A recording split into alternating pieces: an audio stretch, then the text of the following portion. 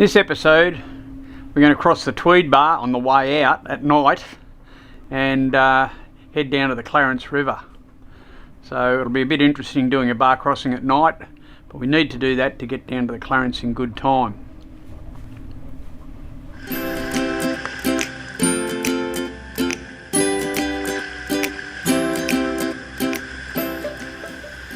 Well, we don't wear skimpy bikinis. Hell, it frightens me when I take my shirt off. There's definitely no one pregnant here.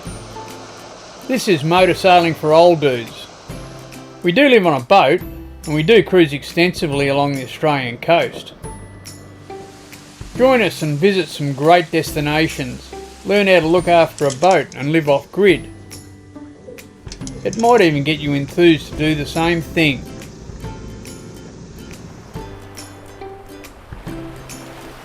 Hey, stay out there till you can't. We've been about a week here in the river and we've had a lot of wind. It's been up around 30 knots. There's been big swells out to sea. I just walked out to the lighthouse this morning. There's still probably 2.5 metres of swell out at sea at the moment. So I'm just going to let that die off a bit. I'm looking at the forecast all the time and I think probably Thursday morning the wind's going around to the north, and I think it drops off on Wednesday. We don't have too much wind, so Wednesday night, Thursday morning. Probably look at leaving the river here at about 3 o'clock. That means crossing the bar in the dark. We'll do it on a flood tide. Always do these bars on a flood tide. It's been good here in the Tweed, but I've had enough now. These last 3 days are going to be hard because I'm really just waiting for the weather to fine up a bit so I can get out of here. But yeah, it's a good spot out of the wind. Nothing really bothers you in here.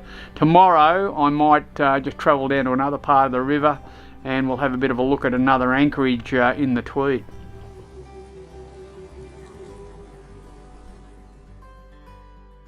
Pretty early start this morning. We're going to head back down the river and I'll find a spot down there a bit closer to get away tonight or tomorrow morning. Trying to work that one out yet.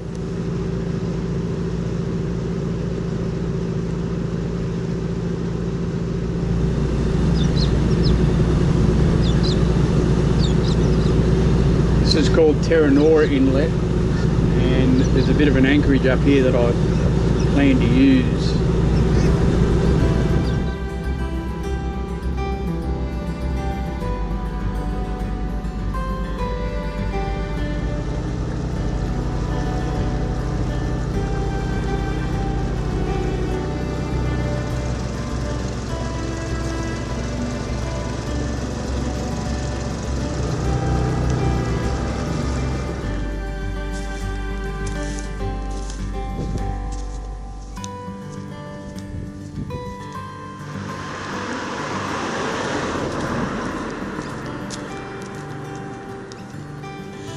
Glad I've got Google Maps.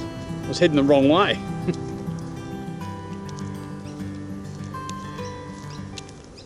Bit of a change of plan after having a look on Google. It was a pretty long walk all the way around off this bit of an island here, but in front of me there's a pontoon. I'm going to go and tie the dinghy up on the pontoon and it makes the hike a little bit shorter, so that's all good.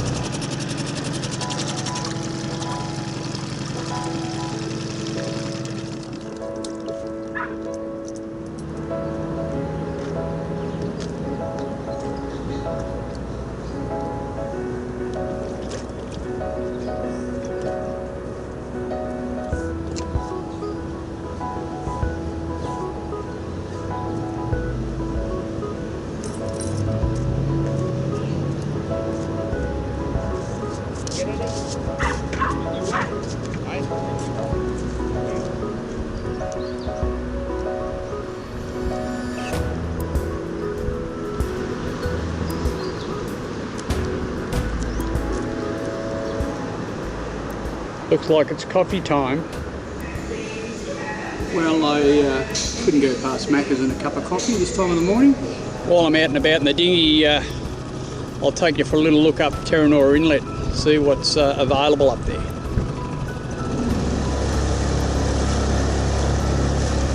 There's plenty of moored boats, but nowhere really to anchor in amongst them, so you'd need to pick up a mooring there if you could get one, I guess. This is the Ivory Marina. It's attached to the pub, the Ivory pub, but a pretty long waiting list to get a berth in here, I think, too.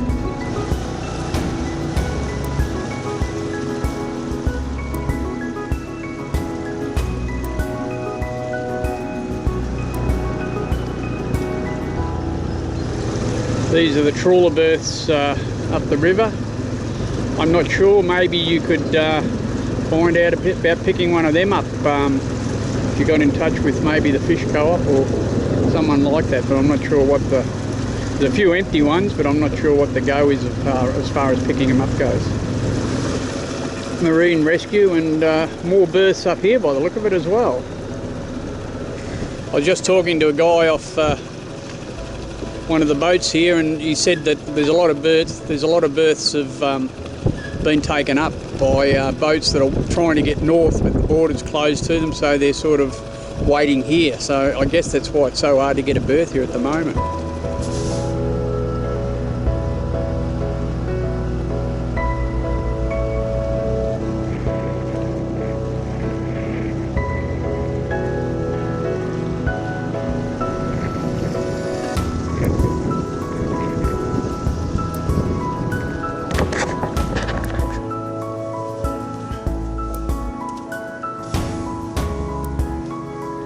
Well, decisions. I've anchored up in Terra Nora Inlet, which puts me closer to the mouth of the Tweed River. I was planning on leaving at 3 o'clock tomorrow morning and crossing the bar and heading out to sea and then down to Yamba. But what I may do is leave this afternoon with the run-in tide, and there's 2 moorings out on Cook Island. So I could go out and pick up one of those moorings, and that means I wouldn't have to cross the bar in the dark, which makes it a bit easier. Well, I've made the decision to head across the bar this afternoon, 3 o'clock. We'll head out across the Tweed bar, and I'm going to pick up a mooring out at Cook Island. I hope it's nice out there. I'm doing this for you guys to show you what you can do. But look, I won't have to bear it for too long if it's bad, because I'll be leaving at 3 o'clock in the morning to head down towards Yamba. So what I'm going to do now is just get ready to leave and get the boat ship shape for crossing the bar. First thing I'm going to do is pull the dinghy out of the water and lash it down, of course.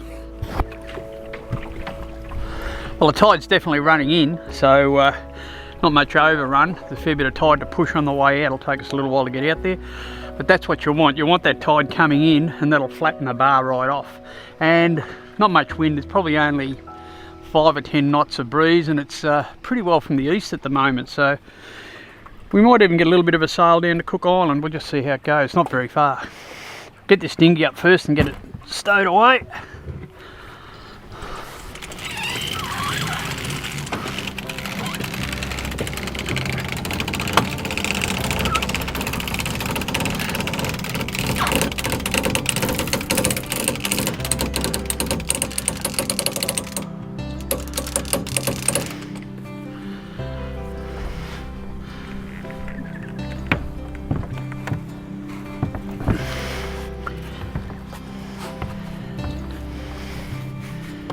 And I've just got to lash it down now.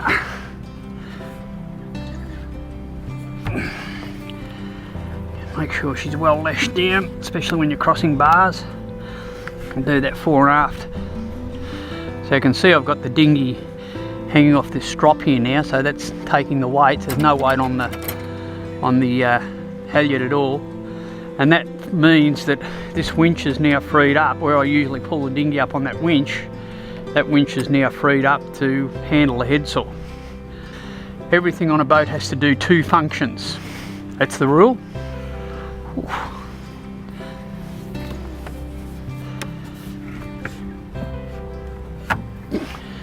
Okay, the dinghy's pretty well lashed on.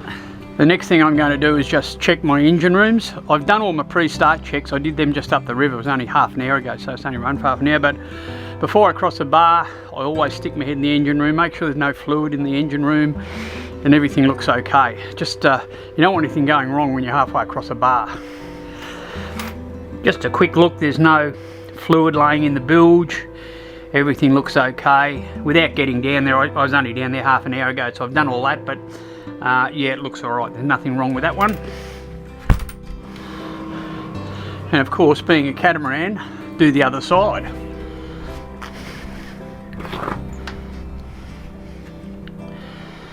No, everything looks good. Okay, great.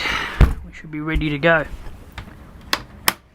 Alright, well, we're just going to leave it for another hour or two, and then we'll head out across the Tweed bar.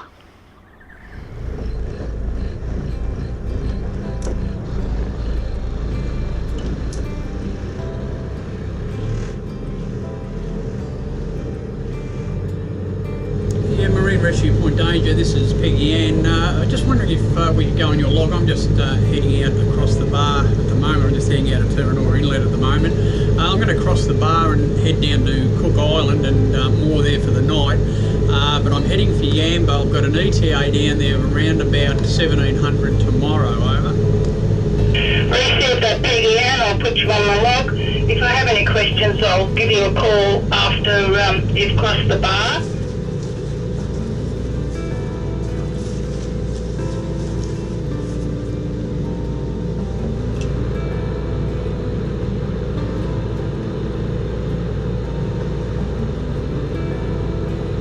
Well, the bar looks alright. Looks a bit lumpy at the sea, so we'll just run down to Cook Island and hopefully it flattens out a little bit tonight. When you're doing any bar, it's pretty important to eyeball them. Use your eyes. Like I'm looking out at the bar now and I can see there's a fair bit of shoal water on the starboard side of on the southern breakwall there, so we're going to head out pretty well midstream, maybe a little bit over to the port side.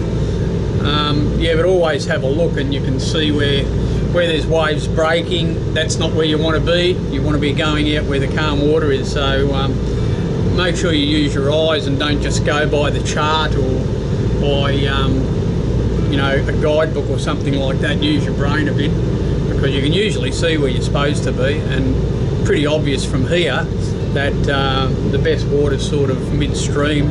You don't want to be too far over to the right. It looks like a bit of a sandbank over there. Coming all the way to here, and it doesn't look like there's anything nasty on the bar, so I think it's pretty safe for us to poke out and shape a course for Cook Island. I'm just going to shut this door before we get out there.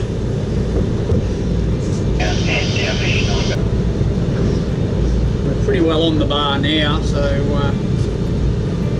from here on out, it's quite slow. We're only doing 2.8 because of the incoming tide. You've got to take that into account as well. You're not going to be fast crossing these bars when you're heading out, because you want that tide coming in. So maybe if we'd right in the middle of the tide now, if I'd left it for another hour, it probably would have been a bit easier, but it's looking pretty good at the moment. It's a bit on this outer bar, a long way between them, so just up and over the top. Never be scared to take the power off if you're coming up over the top of a wave. Don't drop down the back of it too quickly. We should be out in deep water in a minute, and we won't feel the effect of these swells then, I think. We're out in deeper water now, and sort of across the bar. A little bit left over, but I'll just shape a course for Cook Island. The wind's pretty well out of the east, not really strong, probably 10 to 15. So let's see if we can get a bit of shelter up off the island here, I hope. I've left a pretty calm anchorage to come out here, so we'll just see how we go.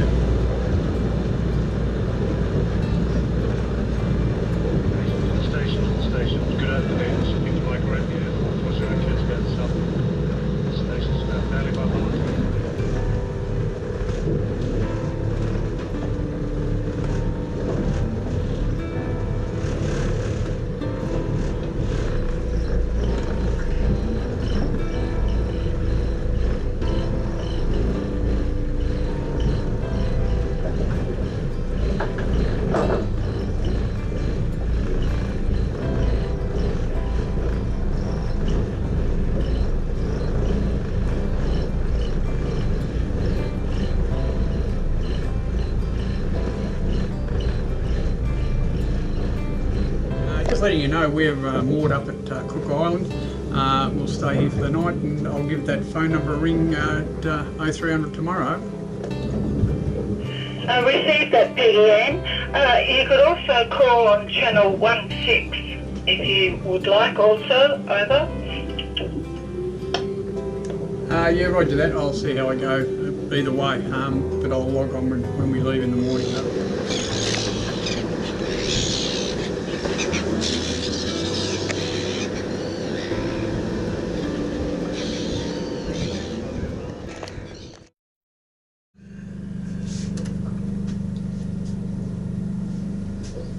Well, it's 1:30 and it hasn't been very comfortable here.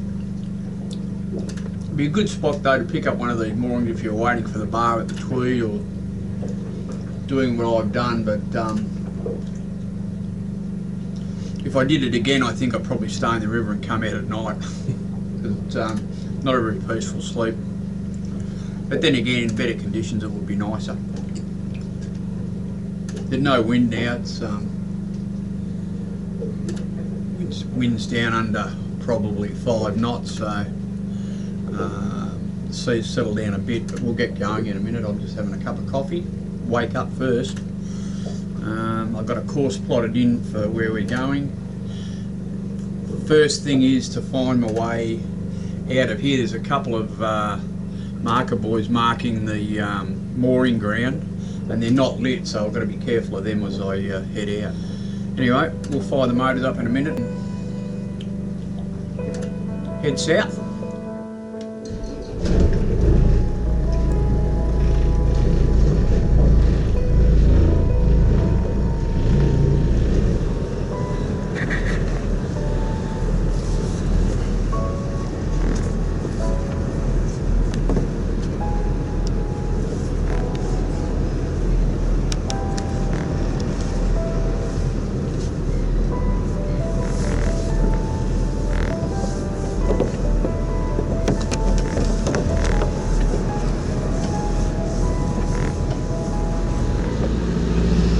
Got a bit of sail up now, just get on course and settle in. Well, course is set, sail's up, picking up about a knot. It's a bit fine, it's out of the west a bit, but pretty light. So we just keep an eye on the radar and watch our course, and we're heading for our first waypoint.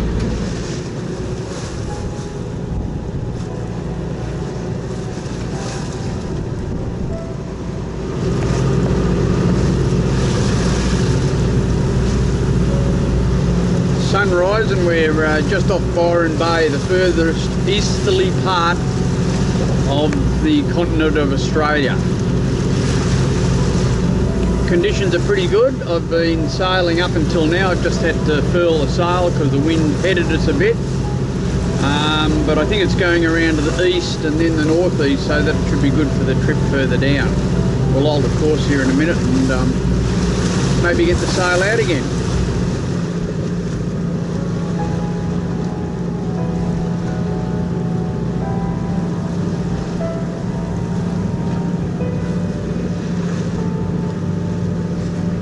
Well, it's about time for a cuppa down in my new little galley. I love this galley because when you're at sea like this, it's a little bit lumpy today, a bit rolly, so you're sort of locked in. You don't have to tie yourself to the sink or anything like that. It's quite narrow and it's really good in a seaway. So yeah, you can stand up down here and do some cooking and not have to worry about strapping yourself in. Anyway, I'm going to get a cuppa on the go. I've got an ETA at the Clarence at 13:30, I think it is, so probably about 1400 we'll cross the bar there. That'll be on the run in, and we'll probably go up to Iluka, I think, and anchor up there. There's some northerly coming tomorrow, strong wind warning out for tomorrow. So a bit of northerly about, so we'll probably get up to Iluka and anchor in the duck pond there.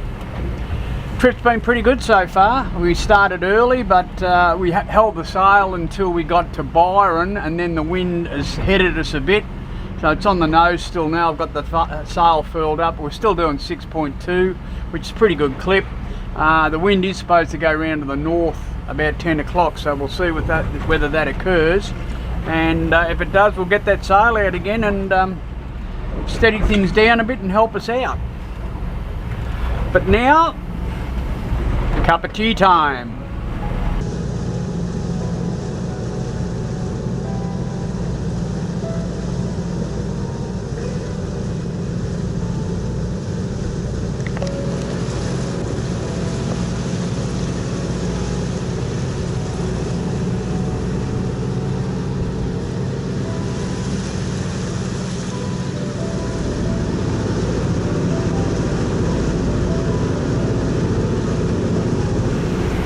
Well, the wind eventually got round to the north. It was forecast to come in about 10, but it's about 12 o'clock. And we've got probably 5 or 10 knots from the east, northeast now. So, cracked a bit of sail out. We've picked up a knot on that, which is great. Big problem is I forgot to change the time zone on my chart plotter when I came across the border. I forgot about daylight saving. I thought I was going to get there at 1:30. It's now 2:30. Bugger. But anyway, it's pretty pleasant being out here in these conditions. This is what I really like. Bit of wind from behind, not too much swell on, calm sea, beautiful. So we've got probably about another 2 hours and we'll be off the bar at the Clarence River. Love it.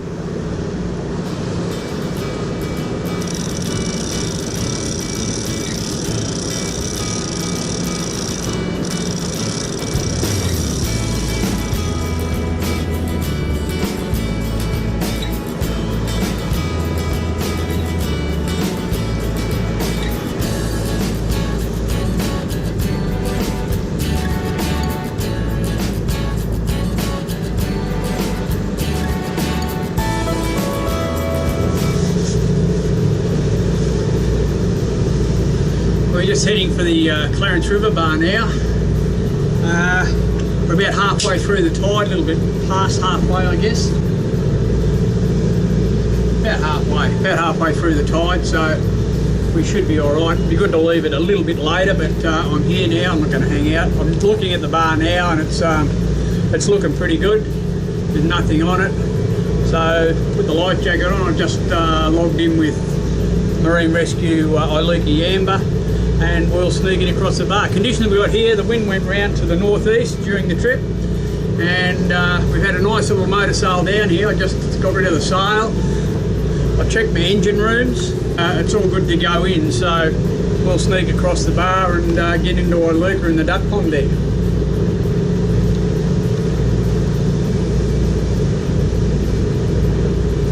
I'll film it as we go in and give you a little bit of a commentary. We sort of head for the southern breakwall here and head along that. There's marks on the chart that lead you in. There are leading lights in here at night, but it's pretty clear right across, not too bad. It's a bit of a bank that comes out and around, but if you stay on the leads, you'll stay off that.